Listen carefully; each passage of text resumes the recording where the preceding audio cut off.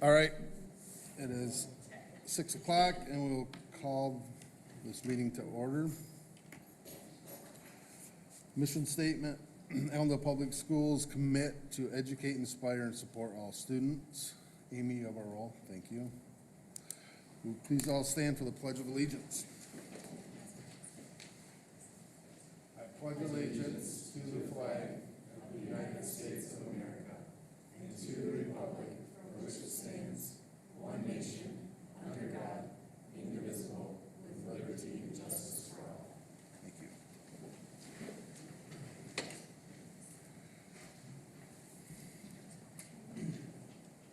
Members of the audience are welcome to make comments at the time designated on the agenda.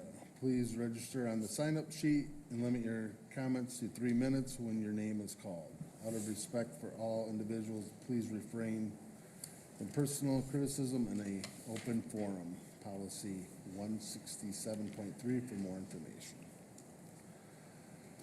Can I have a motion to approve the agenda? Motion to approve the agenda as presented. Support.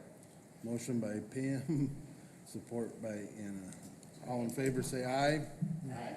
All opposed say the same. Motion pass. Discussion items. Discussion item A. Tanya, would you like to start us off, please? Sure, I will.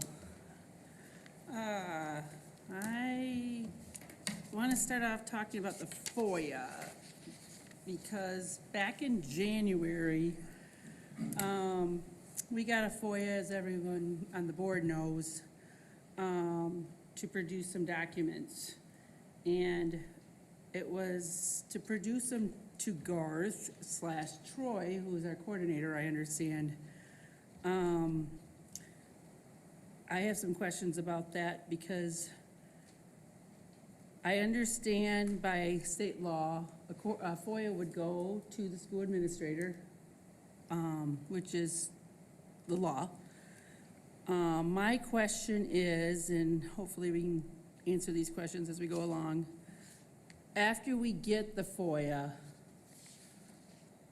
how does it go from there? Sure. So typically they're seeking communication on a particular topic, and depending on the scope of the request, I will talk with, or Troy, whichever one of us is handling it. We'll talk with Mr. Mulder, for example.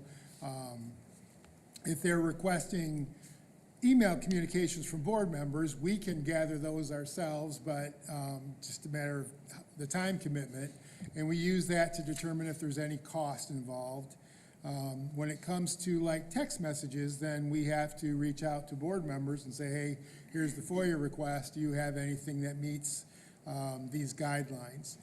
When we get the information, then we review the information. We always built that into like the cost analysis if we're going to send out a fee analysis, and how long it will take us to look for confidential information, things that need to be redacted, like that. If it's an extensive email, we might reach out to the attorney if there's anything that we think might, to make sure that we're not sending out anything that doesn't fit the need. You know, we might get text messages between two board members who say, hey, are you going to lunch on Thursday or something? And so even though that's communication between board members, we know that we don't include that because that's not within the scope, that type of thing. So Troy and I then usually review all materials that come in together and prepare that as one. Okay, so as I've done this for almost 30 years, I guess my problem with this is, why isn't the FOIA going directly to an attorney to review? Because what if the FOIA is an appropriate FOIA? I mean, I feel like the review of a FOIA should always be done by an attorney. Because what if it's not signed right? What if it's not worded right? Those questions I have, because every FOIA we get, I mean, whether we get them from everywhere and anywhere, it's coming from all different governmental affiliates, and they send it to us, and we review them and get that. So, and then the number 2 question on that is, I feel like, as a courtesy, brings me, I guess, back up to the second question. There was a FOIA that I guess occurred when, actually, I was on vacation, about emails to a group outside of this school. I guess I'd like a little clarification on how that FOIA went about, how that was received and handled. Well, that's a perfect example of where we originally got a FOIA request for directory information when we went for the bond last August. There was a Friends of Allendale group then that had requested the information, and at that point, Tanya, because I didn't have experience with that, we did contact the attorney to say, okay, what exactly can we share? So when we got the same request for this bond, we didn't go to the attorney because we knew what we could share. Unfortunately, this time, we included a group of 11th grade student emails, which again, I greatly apologize for. Not sure how those got in there. The good news is on that, only one person from that other group saw those emails. That person actually coaches for us and so would be able to see those emails anyways. So there's no violation of confidentiality there. The emails were sent out blind copy, so no recipient saw the email address of any other recipient. And so again, confidentiality was protected. It was a bad mistake. I mean, the letter was clearly written for parents and guardians. It shouldn't have gone to students. But we sent out about 4,000 emails, and unfortunately, those got put in there. But that's a good example of where the first time we were asked for that, we checked with Troon to make sure that we could include, what directory information are we obligated to include? And that fit with the FOIA guidelines, so. Okay, so that brings me back to the original question I guess I was gonna ask. So does the board ever see these FOIA requests that come? I mean, I guess, how many FOIAs do you think you get a year? 6 or 8, maybe. Sometimes we get 2 or 3 of them from companies down in Florida who want all of our bills related to, pesticides or plumbing or all kinds of things, and they're just fishing to see if they can get in. And, that's to me kind of offensive. If they want to know what we spent on plumbing last year, just ask me and I'll tell you. So it's kind of a little irritating. But because of their request, there's a pretty broad scope to it. We know there is, because that means Mr. Park has to go through all the financials for every month to look at every bill. And so when we tell them it's probably about $1,000 for us to go through all that information, they always turn us down. But we probably get maybe 6 or 8 a year. And related to the board, we had one earlier this year. I don't think we had any last year, and then I think it was the year before we had one. So I would say, we just don't get that many. Maybe one every other year that's related to some kind of board activity. We get, last year we probably had 2 or 3 others that, again, I feel like are kind of fishing expeditions, and they're really broad, and so I let the people know, hey, if you want to try to narrow this down, we might be able to give you something more specific, but they're so broad that if you want me to try to find all of this, there's quite an expense to it. And so once we give them that fee itemization, they're like, never mind, I don't want that. So of the FOIAs that we have to respond to, 2 or 3 times, maybe a year, where we actually produce information. And kind of going back, I mean, we can use attorneys, and we do if the board feels like, especially if it's a board request for board information, but it's a couple $100 every hour to have an attorney do that. Most districts don't do that. Most districts just have a coordinator. We have Troy, and then we work together. Troy and I have both been through FOIA training, so I think we're usually pretty tight. It's hard for me to say that right now without being a little embarrassed about what happened with the student emails, but I just got to own it. I made a mistake, but I think we've done pretty well. I've been here 8 years, and we've not really had an issue, I don't think, with our FOIAs before this. So, but certainly, like I said, if there was something that a board member said to me, if you called me up and said, hey, I'm not sure I have to produce this, or can you check with Dave Coleman and see what he thinks? More than happy to do that. And I would have done that this time, but really with the emails and text messages that we got from that first FOIA request, there was, you guys know, there was nothing there. So we'd hate to pay an attorney to tell us that there's nothing here, so. But that's a pass-through cost. I'm sorry? So that's a pass-through cost, the requester. For the cost of the Not necessarily, because that's not one that's required. It's not required of the requester that we hire an attorney. So we can charge for our costs. So like Mr. Mulder's No. time, my time, That's his not- time. That's not true. That's totally not true. I've had to pay for the attorney time every time I FOIA'd something, so. the I can attorney- check on that. Yeah, please do, because that, Well, what- the requester pays for the attorney fee every time. So when you send the bill over to them, you say, if you want these documents, this was what it will cost for our attorney to prepare the documents and get it to you. yeah, And you're then- right. We could do that. My concern would be, you know, we're supposed to be transparent, and I think if you're gonna say it's $300 every time for an attorney, you're gonna shut down a lot of that. And so it feels like if there's something we could reasonably provide, that's the route we should take. Do you think No. you would have avoided this, the challenge we had this FOIA request going through? No, I don't think the attorney would have caught it any easier than we would. Part of the thing was, you know, again, there's almost 4,000 of them, and the student emails all are apsfalcons.net. But so is every employee's email address. And so like I've got a child, my name is on there, my APS, Troy's was on there, Audra's was on there. You know, we all have kids in the system, and so all of our APS, so to say, well, you should have seen all the APS Falcons. Well, there's hundreds of apsfalcons.net email addresses. And so, no, I don't think the attorney would have caught that either. And the request was specifically for the email distribution list? For the parent, yeah, distribution list, communication, Propagated, which is considered directory information. And again, if we involve the attorney, they would have said, could you have your tech person provide this? And then we would have gone in and we would have pulled it out. So the attorney wouldn't have pulled it out anyways. Okay, So, yeah, unfortunately, they couldn't have protected us from this either. and this was the parent directory, right? Yes. Contact information. Yeah. Did we know that it was gonna be used for marketing purposes, and would that have given us a different allegation?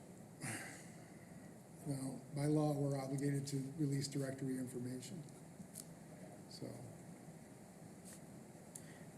So I guess my dilemma in this FOIA coordination is us as a school, I know there's this issue of micromanaging that's been brought up several times in the board over the last few months, which I am a newbie. However, not seeing a FOIA request and not even knowing about it, I mean, like the first one in January, all I got was an email saying, please produce text messages. I never even seen the FOIA request that was sent by the individual, so I didn't even know. All I got was, please produce your text messages from this date to this date. And then this last one, I didn't even know. I found out when I was on vacation by several texts that I got and emails. I didn't do my personal email because I know my email here, that said,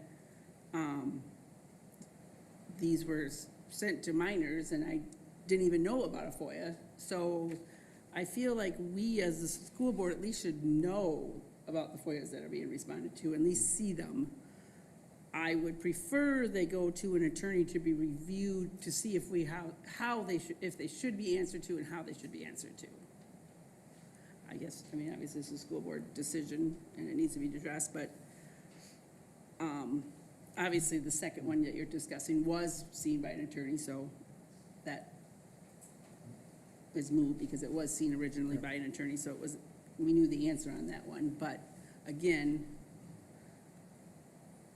I Yeah, think, I would say if the board wants us to send everything through an attorney, we should make that really clear so our community understands that anytime we get a FOIA request, the minimum it's probably gonna be is a $300 bill.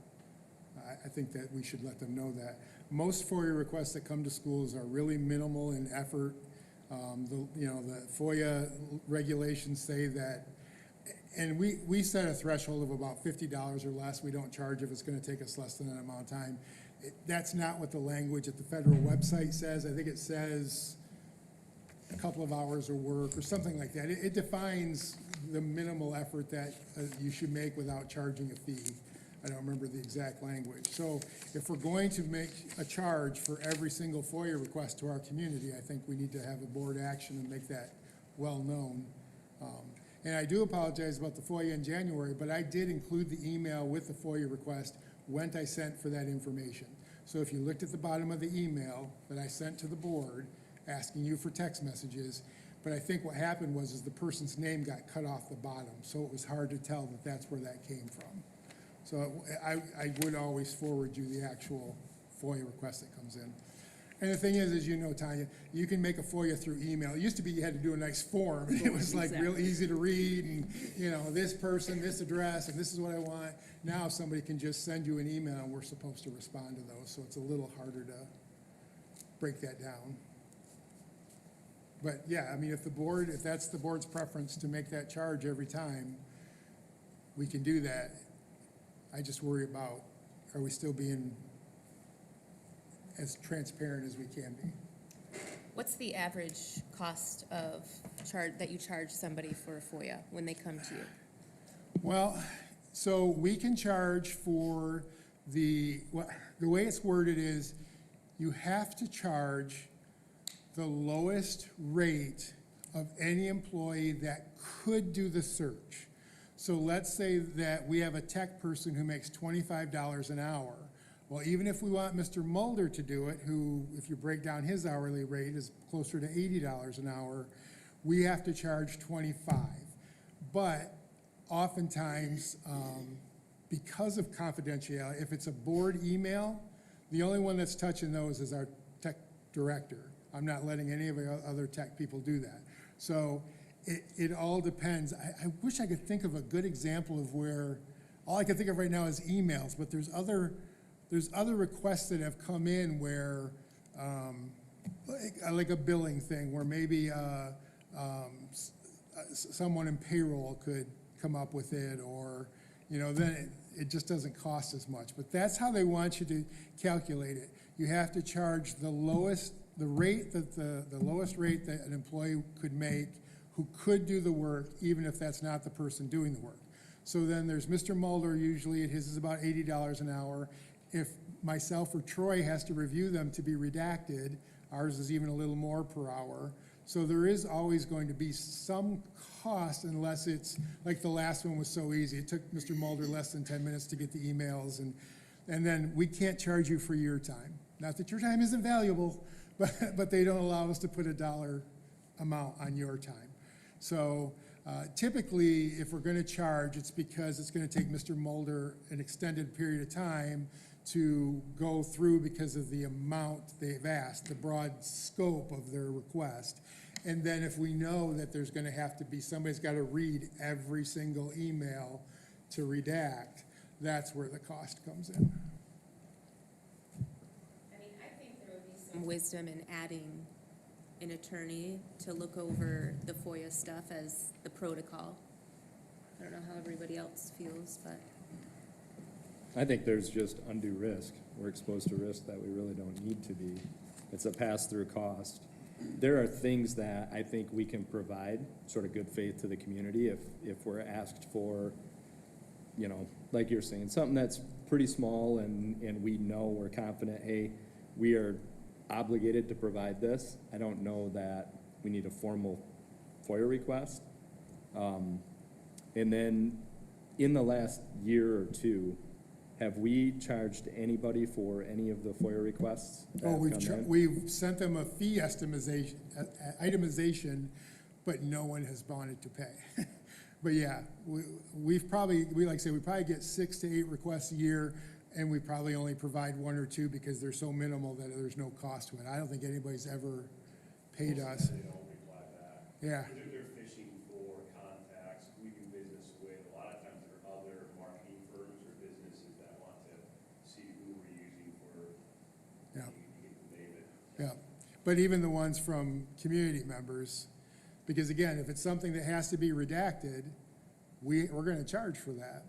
I mean, one of the things that I would ask you maybe to consider is, if we get a FOIA request, I think I'd feel more comfortable.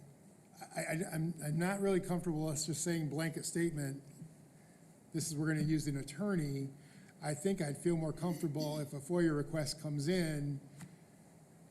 It's probably only the FOIA requests that involve the board that I think that because most of the ones we get that don't involve the board are, well, you wouldn't want an attorney for anyways. All the attorney's gonna do is they're gonna tell us to get our tech person to get them the information, so then they can review it the same way that Troy and I review it. And I don't think that they're gonna catch much more than we would catch. But I could see where if we weren't sure, like with the list the first time, I wasn't sure, I could see calling the attorney to go, hey, do we have to provide this information? What can we provide? What can't we provide? And I think we've done that. So I'm not sure what we need to do differently, but I mean, I would say anytime that there's a request come to the board, if you ever wanted us to use an attorney, I'm more than happy to say, okay, before I send my fee itemization to them, But we don't have visibility. We don't have visibility into what requests are being processed right now, do we? not unless they impact you. Again, I wouldn't, we've never traditionally said, hey, we got a request from marketing firms or, no, unless they impacted the board, we haven't shared that. I'd be curious, asking Coleman what he thinks the proper protocol would be, just coming from an attorney on FOIA requests. Yeah, again, for me, I just see it as undue, liability that we have. Sounds like in this circumstance, there was, the coach who caught it before anything was sent out, but I wonder, had we not done the blind copy piece, what liability would the school have right now?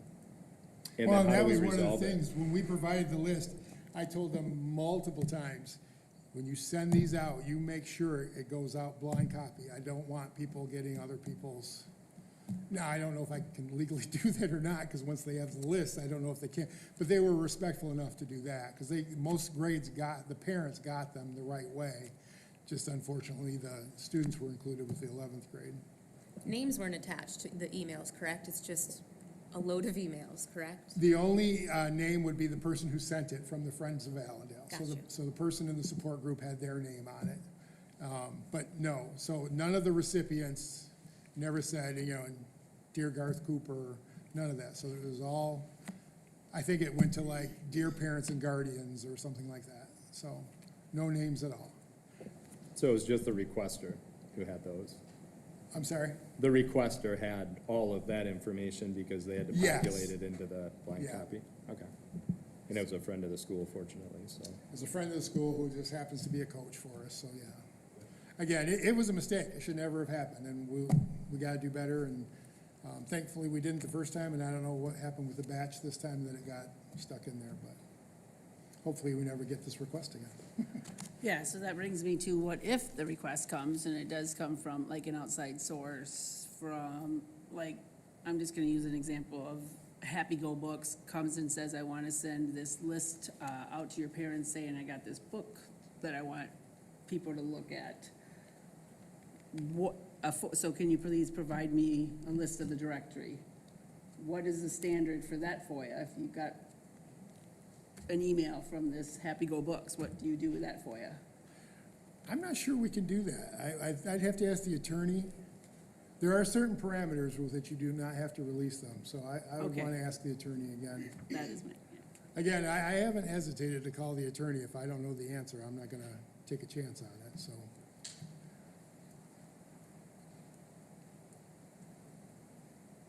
But that's a good one where I would probably say, well, you're looking at about $2,500. You still want the list? And they'd be like, never mind. We can't sell that many books, so it's not worth it to us. So. But yeah, if you want, if we want to change and do something, I think it should have to be an action item then, so I know exactly what direction to take. I want us to be careful that we don't price it out so that our parents feel like they could never get information they're looking for. Maybe in our Friday update, you can include what you hear back from Coleman on that, just so we can get that full picture. And the one with the board, I guess the reason for the board one that I have an issue with is any of us board members producing you our text messages, emails, whatever. Obviously, emails from our system is not an issue because you could pull those at any time. Yeah. I feel like that's a conflict of interest of you reviewing, I mean, as we're technically your employer, you're our employee. I don't feel like I should have to produce my text messages directly to you. I should be able to send them to the attorney who can review them and redact them. So that's where, We can do that. I can tell you every school district I know of, that's exactly how it goes. Is that? well, you- no, you and send I've done my research on that too. Have you? I actually called 6 different school districts on how. And they send their stuff to an attorney every time? No, they said they wouldn't even produce them on 3 of them. 3 school board members would not have produced their text messages, which I had no problem producing because I had nothing to hide, but they're like, you produced your text messages to your superintendent? I was like, Well, then they violated FOIA, I can tell you that. Because So- I've had enough dealings with attorneys to know that any communication on a school-related issue between a superintendent and the board is subject to FOIA. So if those board members told you they didn't provide it, then they're violating FOIA. So, I'm but- very comfortable with the way we have handled FOIA here over the 8 years that I've been here. so that's where I have a little bit of the conflict, where if it's that issue, I would prefer to go through the attorney. But again, we can ask comment on that and see. Well, I mean, On that Mr. goes. Holsteg, I usually take a board action before I start calling the attorney and racking up fees. Is this something you really want me to do? I mean, I think we can clarify through the attorney. I can give you a call. We're gonna have a board action, that we do to the next meeting for a vote though. I don't know if we can just direct it here. Should it not be a vote for it to be a new action? that's the way, I mean, again, it's not typical for me just to get someone say, hey, call the attorney, and I just call the attorney, because there's gonna be a fee for that. Usually I have a board action to tell me to get information, so it probably takes an, So it would be an action item to call the attorney? For the typically board? that's the way it's been before. Okay, I mean, if that's the Yeah. protocol, we would do that. Will this be changing policy? Making policy? I don't know that we're making policy, but again, I think I'd have to look at the form, the itemization form is right on our website, and I think if we're going to change it so that it always goes through the attorney, so there's always gonna be an attorney fee, I think we need to let our community know that right on the form. I would be interested in Coleman's opinion, only because the advice that we received when we went through, not this one, but the one prior to from Dave, was that, yes, we did need to produce a lot of the information that we did as far as text messages and things like that, and that came from him. So I would be curious to see what his advice would be on that and protocol from his standpoint. I wouldn't be comfortable just saying in this work session, do this now. I would want it to go to an action item with a vote with more information. So that when we leave the next meeting, I'll know exactly what you want me to ask them, because that's the other thing, I wanna make sure I'm asking the right questions. Okay, we'll put that on the agenda for the May meeting.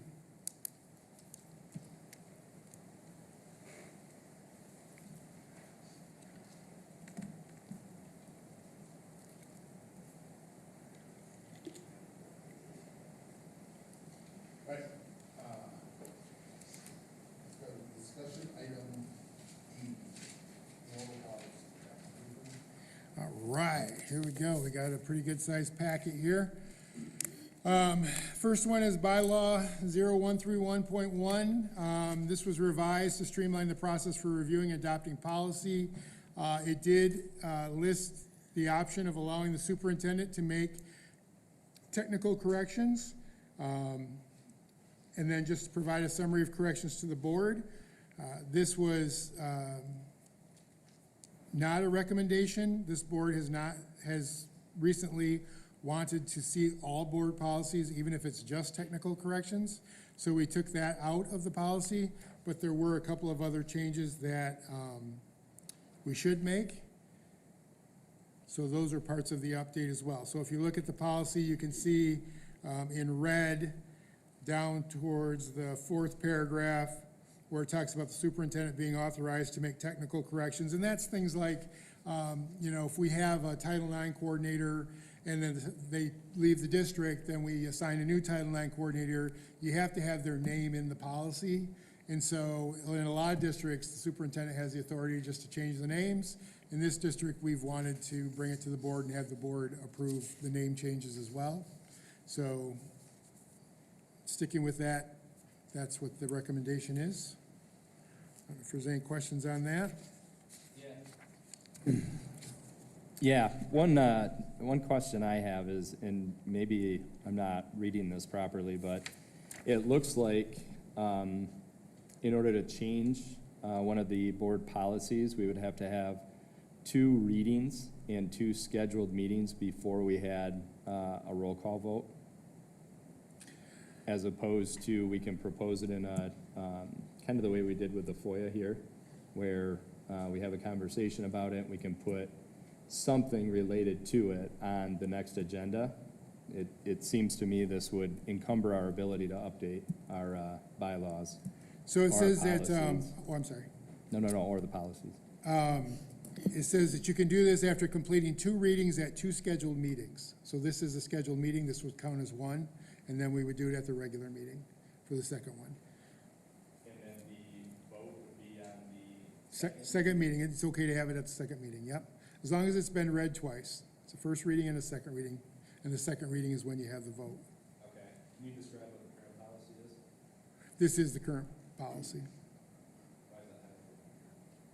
Well, they just changed the wording of it, really. And see, there is wording that says you can also, there are times you can do it through 1 reading, if the board wants to do that. We did go through a period where we did it only at 1 reading, technically, because we had a policy committee. So our policy committee did our first readings, and the regular board session did the second reading. But now we do it first reading at a work session, second reading at a regular board meeting. Okay, I'll study this. Okay. All right. So we had policies 1430. We had policy 1430, which was about leave of absence for administrators.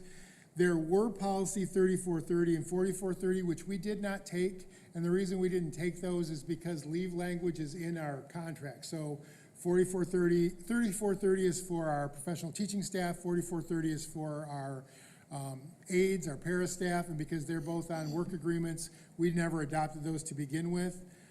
Now there is revisions because of ESTA, and so they modified 1430, 3430, and 4430.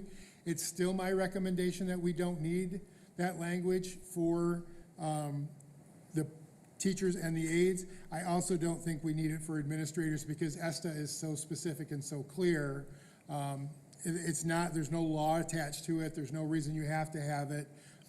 And so just following the law of ESTA, I don't think there's any reason. So it would be my recommendation that we rescind 1430. We don't need that any longer.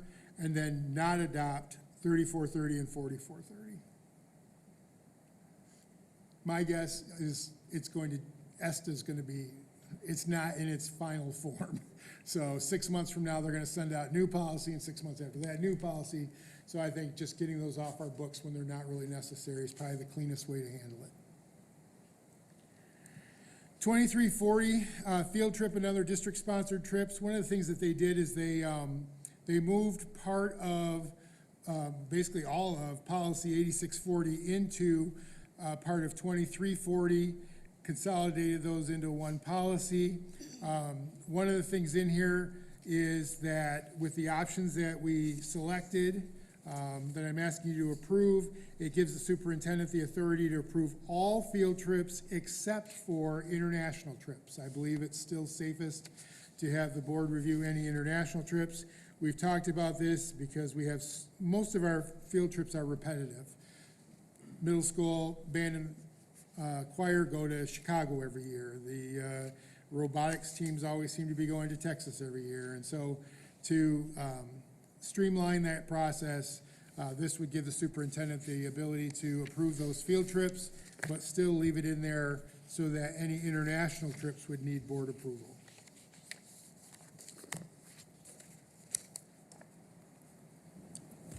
My personal feeling is I like to have the information related to the field trips, parent consent forms, agendas, be able to ask questions of the hosts or the chaperones. So, I mean, my experience so far, which is limited, is these are sort of rubber stamp activities. I mean, we want for our kids to have these opportunities.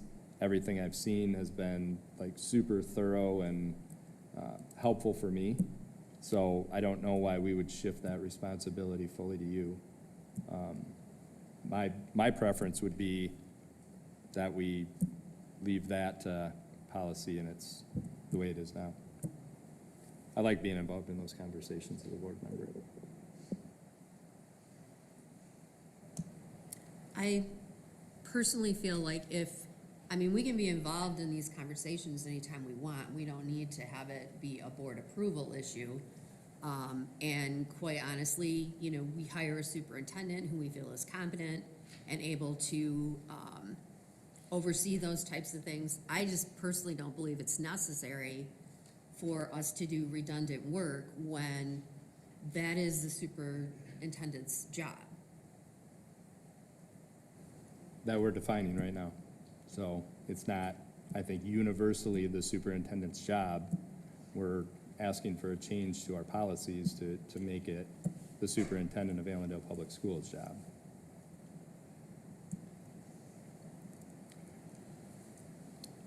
I made the selection in here because this was suggested to me by board members, that there's a lot of board meeting time taken up for the redundancies, and I'm fine either way you want to go with it. I'm going to actually agree with, the problem is sometimes it's last minute, so that's the issue on this one, because like the robotics, by the time the meeting is, or the trip is scheduled, we have to quickly either get it in, so that's the reason why I think the board has decided that by the time we get to it, it's too late, so we have to either approve it 2 months in advance of even being an issue, if they win or not, so that's just my 2 cents. I mean, if we went along with taking this policy out, we could still hear from you in our Friday update of, Absolutely. trips that are coming up that you're approving or have already approved, so that we can still be a part of that discussion. Yep, absolutely. Yeah, I think that was, kind of to go with Tanya, it would be nice, even if it's in your educational highlights, hey, these are what these kids are going to do. I know, I think last year we had one meeting, we were in here for 4 minutes because we had to come and approve a field trip or a robotics trip or something. So I think giving some leeway here makes sense to me. As long as, again, being informed, hey, these kids, we know what kids are going where, and we have some knowledge of what's going on. Then the other piece of this, why are we updating our pronouns from his, her to students? I don't know if I'm having a hard time hearing you, Brandon. Yeah, I can't hear you. Why are we updating all of the pronouns from his, her in this policy to students? It's semantics, but in the political environment, I think it's important. Well, I can't tell you because this came from Neola. It's usually put together by Varnum Law. And a lot of times, what they've told us in the past, and this is going back, I've been doing this 10 years now, a lot of times when you see a pronoun change like that, it's because it was in court, and for some reason, they felt, the attorneys felt it was stronger if it said student, or sometimes it says, it used to say him, her, and now it says employee.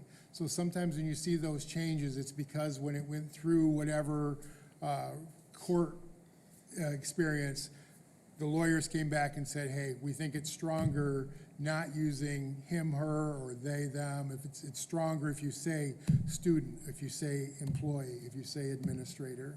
And so that's a lot of, I don't know exactly why this is, but that can tell you that that's what they've shared in the past.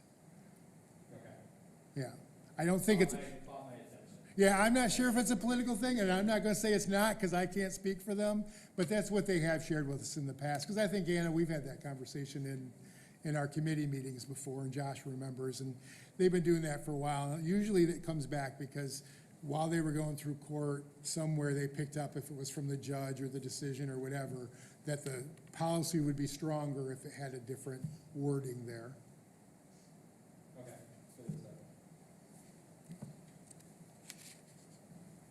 So then we're on to policy 5320. This is immunization. This is required by state law.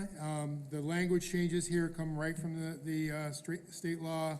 They want to add in this contraindication, indication. Liz is going to help me if the words get too tough. The vaccines involved and the time frame the student is not able to get the vaccines. That was a change in the law, the language. And then the district must follow up with the parent or legal guardian to ensure the student has received the required followed-up doses of the vaccine. Again, this is if you want to vaccinate your child. These are the rules you have to follow, but we still have the waiver option for any parent who chooses not to vaccinate their child. This doesn't change any of that. That option is still readily available.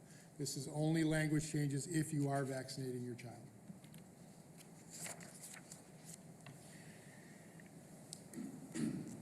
Policy 5330, this is about use of medications, and again, they put some vocabulary in here, some definitions. What's an administer, what does it mean to administer? What's a non-prescription drug versus prescription drug? Those type of things. Again, pretty standard language for what we've had in the past. I think they just, you can see they crossed out a lot of option because they rewrote it above. So I don't think it changes the intent, it just changed the wording a little bit. There were a couple of things, for example, allowing high school students to self-administer like ibuprofen, that kind of thing. We chose the option not to allow students to carry their medication unless it's an emergency medication like an inhaler, then they may carry it on them. Really, I think a lot of the changes here probably came because something happened in a school, they got nervous, they talked to Neola and Varnum and say, hey, can you look at the language, make sure we're really tight with the law, but also to make sure like our liability is strong, you know, our coverage is strong on this. But a lot of this language that's in here really mirrors what we have in practice right now. Not much changed about what we're currently doing. They gave us the option of allowing kindergarteners to carry non-prescription medication, and we chose not to do that. We'll let that stay in the office. And I see there's item 2 on page 10, one of the three options. And I'm wondering, I didn't see that in our existing board policies, but it relates to administrative staff, trained staff members administering intravenous or ultramuscular injections or insertion of a device into the body when the medication and procedure are prescribed by a physician. Do we do that now?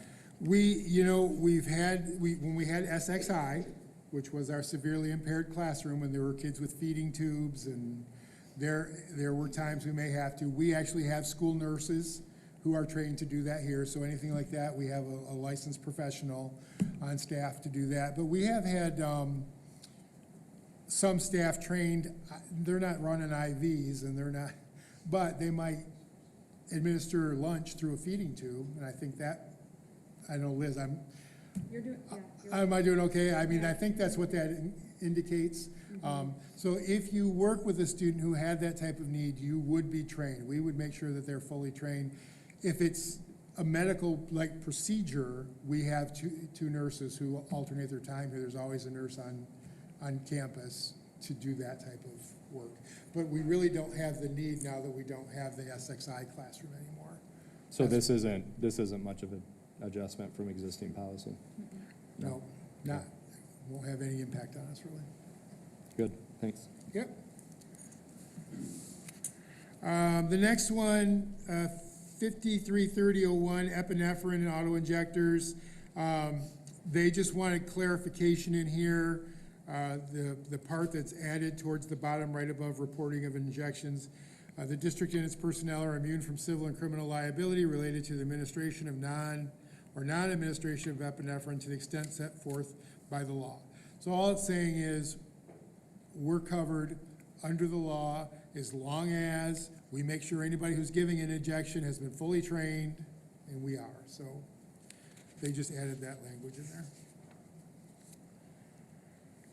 5350, student health, well-being, and suicide prevention. Again, these are things that we are, currently doing. These are things that there are part of the Michigan compiled laws compel us to do.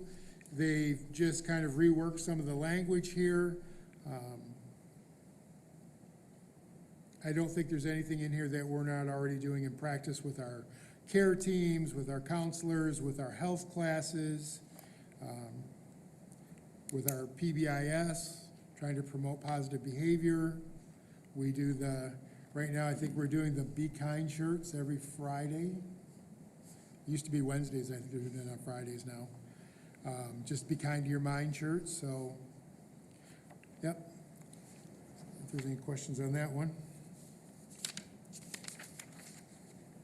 5460, so graduation requirements. So one of the things that they were really pushing hard was this FAFSA completion, to the point where the state created this opportunity to earn scholarship money if a district adopted a requirement for students in 12th grade to complete a FAFSA, which is the Federal Student Aid, I don't know all the, it's probably in here, right? Free application for. Yeah, free application for federal student aid, thank you. We didn't think that was a good fit for us. We have a very large amount of our students who have no interest in college, who want to go to trade school, who want to go into the workforce, and to require them to fill out a FAFSA, which is a lot of, there's a lot of personal confidential information. And some parents just don't want to have to give that up, and I can understand that. Didn't feel right to us, and so we did not participate in that. So that's why all that red is crossed out. We could have just rejected the policy completely, but again, you can see there's just a few technical corrections where online was 2 words, now that's 1 word. They changed it to the student instead of he, she, those kind of things. So this basically all we're doing is accepting the technical corrections there. They put quotes around MDE and quotes around CTE. I'm not sure what the quotes mean, but. All right. 8320 personnel files. This one was interesting. It says the change here was, unless the district is required by law to provide this information to a third party. And so we sat with the NOLA rep for a few minutes trying to wrap our heads around what third party we would be legally obligated to provide an employee's home address or contact information. And I think the one we came up with is an attorney. So if there was a court case involving the school or involving an employee, the attorney may request that contact information, and then we would have to provide it. And there are some cases, I think, where law enforcement, but that's a state statute, you have to provide a certain. So pretty straightforward change there. 8,500, a lot of food service stuff here. What it really boils down to, though, in this is at the end, there's a non-discrimination statement that we are required by law to have in our policy. So the very end of this policy, and you can see at the end how many statutes there are related to this food service policy. Some of the language we didn't accept.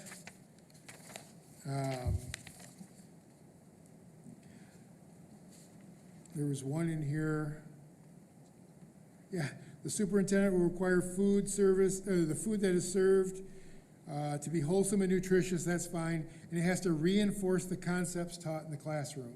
And I'm not exactly sure how Bosco sticks relate to geometry, so we cross that language out because we want our food to be nutritious. We follow the guidelines. Mrs. Brower's amazing in our food service, putting together our food service program. We didn't think we needed that language. Next up is 8510. and- Stepping real quick, Garth. Sure. Oh, I left my mic on. For 8510, I think, who's gonna own that? Who's gonna own generally food service oversight? That's Mrs. Brower, Jody Brower. She is our food service director. Okay. Yeah. Because I think it listed superintendent several times in here. Yeah, Am I well, looking it at the right ultimately one? comes to me, but Mrs. Brower is the one who, yeah, has oversight over it. Okay. Yeah. And then, yeah, the reference to describing gender identity as an explicit protected class. I don't know that we need it explicitly listed there. If the state or the federal government, they define our protected classes. This non-discrimination statement? Yes, Yeah, that is exactly what the law says we have to include in our policy. that's state law. That statement right there, yep. Okay. Actually, I think that's a federal law. I think right now that came out of the federal law. See, in accordance with the federal civil rights law and U.S. Department of Agriculture, I think that's where that language came from. Okay. I'll dig into it a little bit more. I don't know Okay. that those classes are, need to And be 8510 explicitly is listed. basically the same thing. It's that non-discrimination statement. We're required by law to have that. There's a Okay. little bit of change at the beginning, but those are minor. All right, good. Yeah. And then the last one is the transportation, and the recommendation is to rescind it because, as I said earlier, they incorporated that into 2340, the field trip policy. So we no longer need 8640 because it'll be part of 2340. So the recommendation is to rescind.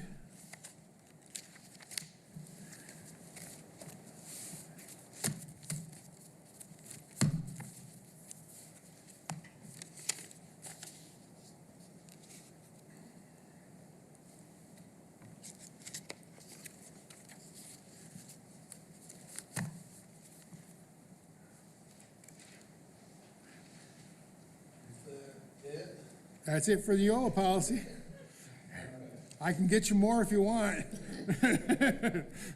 We're good for tonight?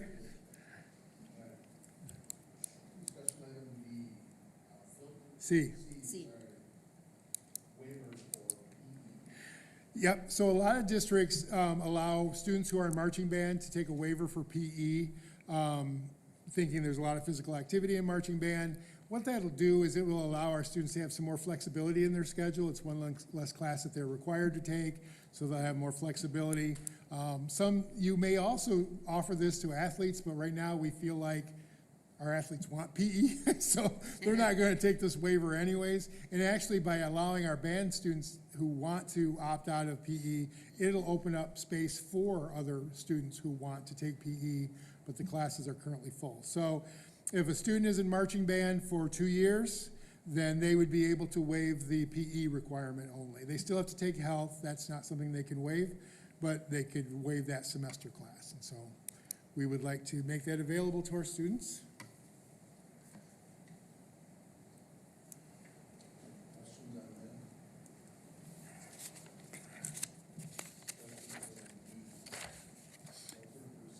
Yeah, so this is part of the Flint lead in the water, and it's been ongoing, and so they're making all schools test their lines. We've tested our lines, but these water line upgrades are mandated by legislation. We had to do this. You see the cost here from DHE. We got two estimates. DHE's actually came in a little higher, it appears, but that's because the other one didn't include the final piece of the, what part, what they did? Masonry, thank you. Yeah, and so DHE's the more cost-effective. Two places didn't even want to give us a bid because they were too busy. The cost on this is $181,000 roughly. We're getting roughly $67,000 already in some grant dollars, and we have applied for another grant that will hopefully pay the remainder. If it doesn't, we're still on the hook because we have to, by law, make these adjustments.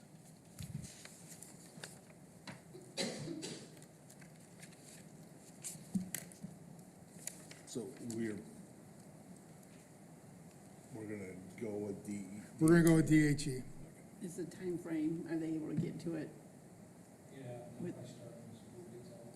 Oh. We got a lot of schools. That was, we reached out to a fair amount of firms, but everybody's kind of But DHE thinks they can start this summer. They were big enough to, right away, is to, they just can't.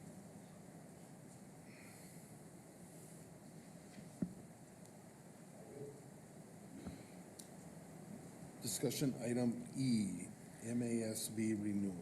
Yep, this comes up annually. We used to do this in January, but because it doesn't end until June, we wait till later in the year. Like to put this on the May board meeting agenda for possible renewal. I would just say that I still, MASB doesn't really impact me as a superintendent. It is the School Boards Association. I do know there are times I reach out to Brad Banasek, and he is just spot on and super helpful. I know that there have been some ideological differences with MASB, but I think that they are making some changes, and they are trying to be responsive to their membership. I don't know if you saw the survey that they recently sent out. I went through that myself to see what they were putting on there. If you looked, they had a list of potential priorities that they asked you to select from, and one of them clearly said, one of the priority choices I would make for them is to focus on education rather than political ideology. And so I do think that they're hearing that this is what members want. It's always been my position that if we don't feel comfortable with the legislative platform they put together, there's a way for us to address that. Go to the meetings. They held a meeting at Kent ISD. They do listening sessions. They have their own board that, you can apply to be a part of. So again, I'm not going to tell you that they haven't said things that most of us would bristle at in the past, but I do think that they are trying to be responsive. And I do think there's a lot of good that comes out of the sessions that they offer, the trainings that they offer. Superintendent evaluation is their tool, and so there's good there as well. That's my 2 cents worth, but again, it is the School Board Association, and so if we're not going to select them, that will expire in June, and then we'll need something else starting on July. I think you hit on the head exactly what my concern was, and so far what my experience has been. There's a lot of sort of legal advice, or, I think the association makes pretty clear their positions politically on certain things. And I haven't seen anything about really student achievement or education-related, like specifics, how school boards can really impact those things. And maybe it's just because I'm very new to it. So that's refreshing to hear. I haven't filled out the survey yet, but I will. So I think that was my biggest concern. My experience so far is it operates much more like a political action committee than an association, which I've been part of both in my career in the past. And so that was and still is a concern of mine, but hopefully they'll start trending in a different direction and not focus so much on the federal, executive order impacts on everything related to school, because they have pretty strong positions, and I don't know that they uphold, the best interests of the students in a lot of ways. So it's a little more protectionist. But But good to hear we're trending in a better direction, so I'll do some more digging. I would be in favor of continuing the MASB membership. I have been to a number of their courses, a number of their updates, a number of their conventions, and all of the sessions that I've been to in those conventions have been student-centered. You may possibly be just getting email on legal updates, and so maybe that's where your slant comes in. But almost, okay, well, my experience isn't that, because I've been to so many additional courses. And, you know, like I said, there is, you know, school safety, and like I said, it's always student-centered. So that's my experience, and I would vote that we remain members. Yeah, and I'm open to that, and hopefully I'll have an opportunity to attend some of those sessions, and that'll change my perspective a little bit. I think one of the things with MASB, you know, kind of being, I'm like an arm's length away, so I'm not with them, but I see them. They're actually at some of the legislative meetings I go to monthly. They represent a lot of very large urban districts, and so I think that that pulls them in one direction. And I think probably for a very long time, that set their agendas. But I think they've heard a lot from smaller districts, districts in the UP, districts up north that have a different view on things and a different focus. And so I think that that has started to resonate with them from what I can see, so. But I do think there are some positions that they've taken feeling like, this is where a lot of our membership comes from. This is where a lot of the kids come from, the east side of the state or the bigger, and that doesn't reflect all the school districts in Michigan. And I think they're starting to see, oh, we need to represent everybody, so. Something to look at anyways. Dr. Cooper, have you looked into different options for liability insurance, or what it would look like if in case the board did vote no on MASB renewal? I have We not. would- Okay. We used to use the pool, and I think the pool would still be available to us. I don't think it's as good as SETSEG. So there are other options out there. So if I had to, I would look into it. But there are other options out there, though, Anna.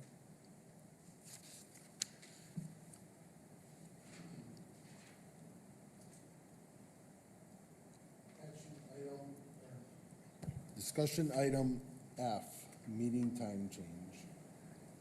Yeah, we had a board member who just asked, you know, not knowing what everybody else's availability is, for this particular member, it might be better if we started at 5:30, and they just wanted me to bring it up for discussion to see if, you know, if 6 o'clock works better for everybody else's schedule. I don't think it was a big issue, but if people felt more comfortable with 5:30, they wanted to just investigate the possibility of a time change for our meetings.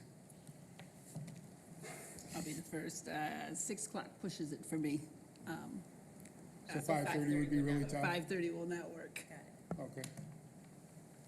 Also, I think, Just, I'm sorry, sorry. what No, was go it? If it was like for like a couple months, during the summer months, because my work isn't as, I could make it a couple months during, I know summer especially is our lowest time. I could make the summer do it if we wanted to change like the summer months, because I know our meetings are short and sweet if we even have meetings. I could do it, but back in school session, September through May, it's tough for me. But summer, I could definitely make it work if it makes it easier. I think for participation from the public and attendance from the public, I think 5:30 would just be too tough. I think that a lot of people who would have intentions of potentially coming would just not be able to pull it off. Okay. Good discussion, thank you. Discussion item G, other. Yeah, I threw this on here because I wasn't sure, I knew some things were gonna come up last minute, and this is a unique time of year for us because we try to do things at a work session and then vote on them at a regular meeting, but there is no work session in May, and so if we don't bring it up now, then the next work session is the end of June, and it's like, so trying to keep with the pattern, I've put an other on here just so I could throw some things in if they came up last minute. One of them is, I'm happy to report that we believe we have a secretarial agreement in place, a tentative agreement. And so at the May meeting, we'll be asking you to approve that. We're happy with it. I think the secretaries are happy with it. And so I'll probably send you the language this week in my weekly update so that you have more time to review it before the regular meeting in May. The other thing I wanted to mention is that the OIISD, we have to approve their budget every year. Every local has to pass a resolution approving their budget. It has to happen between May 1st and June 1st. I just got this today, actually. I just got the email from them today. So again, that's another thing that I will send you in my weekly update so that you can see the information ahead of time. And then in May, I'll be asking us to pass a resolution, if we're comfortable doing that, to approve the budget for the OAISD. And then the last thing I just wanted to throw out there, because again, I don't know that we're necessarily going to be voting on it in May, but I want to plant the seed and get you thinking about it.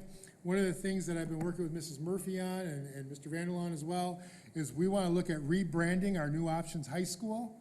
I think over time that has come to be seen more as a stopgap place, like I fell behind in credits, I got to go make up some credits and I'll try to catch up and get back in. That's not the intention of that program. That program needs to be an alternative high school for students who want to earn a diploma. That's what its original intention was. Certainly there are some kids who might bop in, make up a couple credits, get back to the general high school, but we're losing kids to programs because they don't think they can earn a diploma in our alternative program, and you certainly can. One of the things we've even talked about is possibly renaming it. The one that I like, and just because it was my idea, I'll just say it, I would like to see something like the Allendale Virtual Academy, because it lets kids know right up front, that's what that is. It's a place where you can go and you take classes online through Michigan Virtual or Graduation Alliance.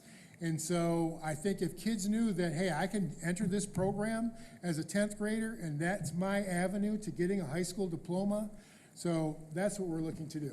Is it all virtual? Is there teachers? All virtual, 100%. So there is no teachers there that you could go to?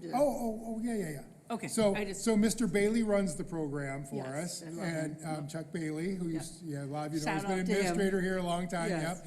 And then we also have Claire Wood, thank you, I'm sorry, Claire, if you're listening, I'm so sorry I forgot your name. Claire Wood also works with our students, so there are 2 adults that help. Okay. So they come into the room a couple days a week, and then they get some help from support from them. Now, it's funny you asked that, because we're also looking at possibly offering an elective, which I think would be another hook for those students. So if they wanted to do like a, I'm really blanking. Yeah, what's it called? No, a study. Oh, independent study, thank you. Oh, blanking today. An independent study for like an art class, to see if that would be a draw for them. And then maybe down the road, if we can work it out with Mr. Vargo, because his maybe do a CAD class, because think about it, those kids are taking online courses. They love working with computer. If we could do a computer-aided drafting course 1 hour a day, that might be another option for them. So we really want to expand this. So right now, it is 100% virtual, but we would love to, maybe it could be even a PE class down the road, something like that, that would be another hook. I just want kids to see this is a way for you to earn a diploma from Allendale Public Schools, not just a place to go in, come back, go in, come back. So Could they also do the career tech if they got to be a senior? Is that a? Yep. I know this route, so that's why I'm really questioning Yep. this route. So, Offer like the same kind of supports and structures that we have for Allendale High School students for the virtual academy students. Yep. But I think it just all starts, I think New Options High School, I think the name has kind of run its course. I think people have kind of like, they have a perception of what that is. So I think rebranding it, and again, it may not be, because it's AVA, I think it's easy to say, where do you go? AVA, Allendale Virtual Academy. Kind of catchy and says what it is, right? It's a virtual academy. So, so that's one of the things that we're going to be presenting to you very soon, and I just wanted to plant that seed with you tonight. And if you have ideas for it, please let us know. Do we still have control of the curriculum, or does Beth drive the curriculum for that, your team? To an extent, I mean, we go through Michigan Virtual Graduation Alliance, they provide the curriculum for us. It's a state-regulated program. But yeah, You just gotta basically have these credits to graduate, so. yeah.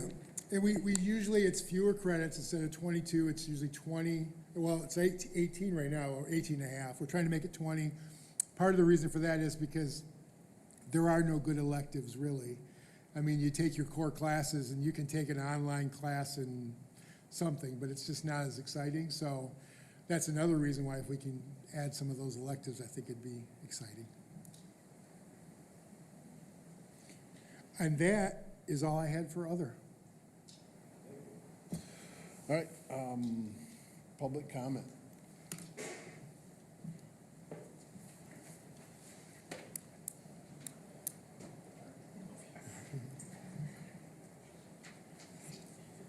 We're gonna send a letter to Aquafina and tell them their bottles don't stand up straight. Ronnie Allen. There you go.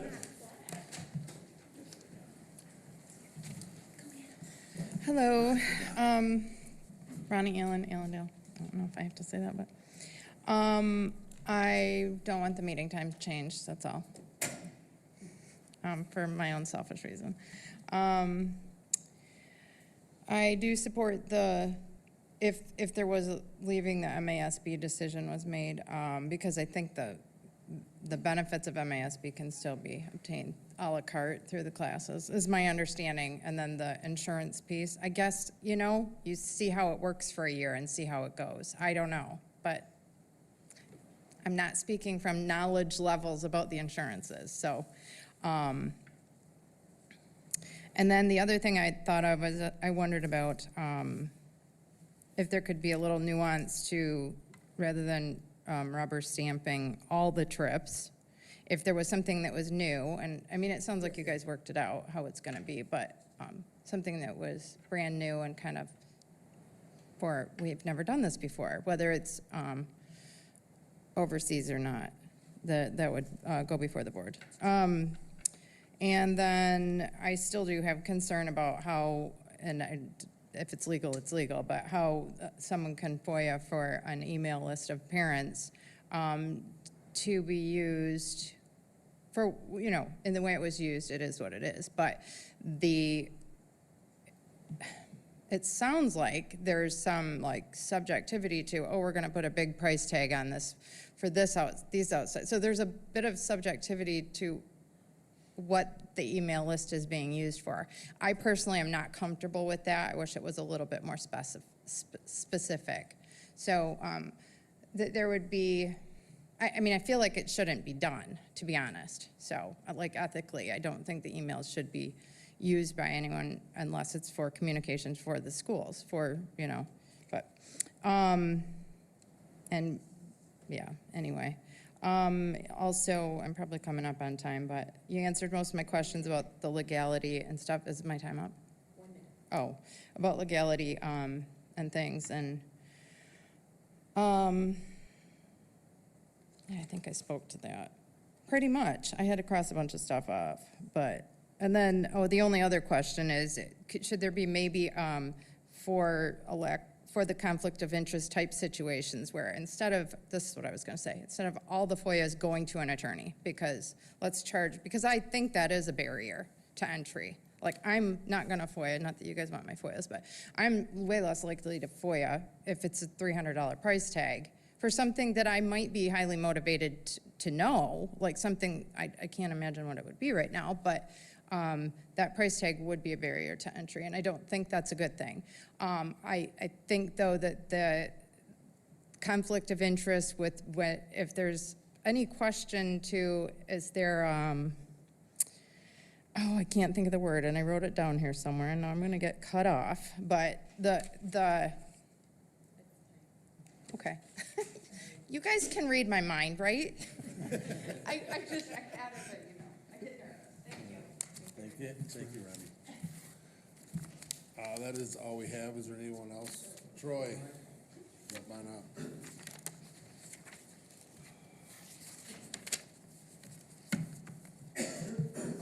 Just a couple things real quick.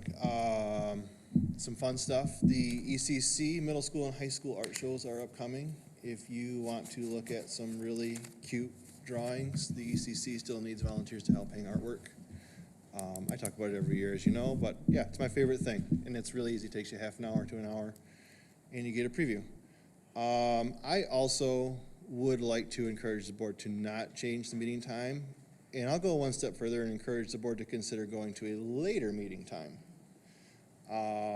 As it is now, like Tanya said, very difficult to make it here. And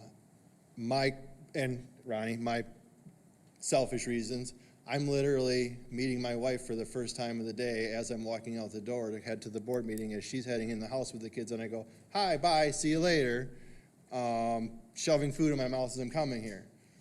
I understand a later meeting time may not work, but maybe consider it. Another thing is, in kind of conjunction with that, and I know Brandon had kind of campaigned on this last fall, the YouTube stream. I would really love the board to take up consideration on making those videos permanent and not disappearing after. I know that I had asked Garth about it in the past, and there had been some advisement from legal that that wasn't a good idea. I also know that there are other districts that do it. Our county board leaves theirs up, so I think there is some precedence for it to be done as well. I'd really love the board to take a look at that.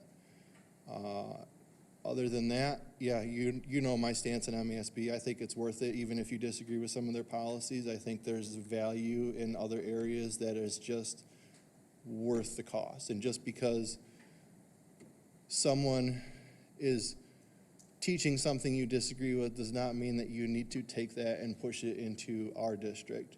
I disagree ideologically with some of you on the board, but also I think in those differences we find common ground and things that we do agree on, and there's value in that knowledge even if we disagree with it.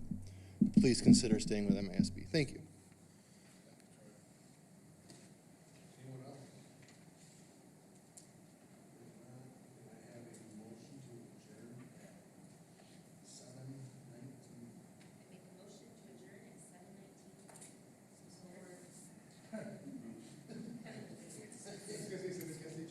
Yeah. All in favor, say aye. Aye. All opposed, same. Motion passed. It was vested. I thought vested in. New options program, girl. There's so many people that